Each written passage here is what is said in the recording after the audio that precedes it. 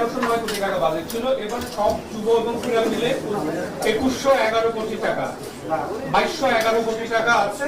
তার মধ্যে আসলে গত বছরের যে বৃদ্ধি, এই বৃদ্ধিটা আপনারা অনেক মিডিয়ায় বলেছেন যে ক্রীড়া ক্ষেত্রে বেড়েছে, এটা বাড়েনি। 700 কোটি টাকা আসলে আমাদের যুবর একটা আর্ট প্রজেক্ট আছে ওয়ার্ল্ড ব্যাংকের, সেখানে 700 কোটি টাকা আসার পরে এটি বেড়েছে। এছাড়া যে নর্মাল বৃদ্ধি সেটা 10%-এর নিচেই আছে।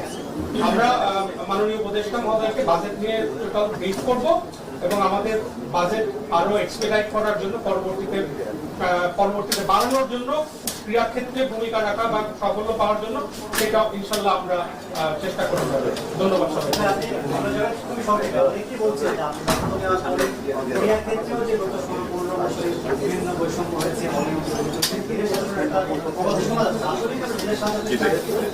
আমরা পুরো দেশকে ঢেলে সাজাতে চাই এবং সেটা আমরা আসলে ব্যক্তির জায়গা থেকে নয়, যে একজন ব্যক্তি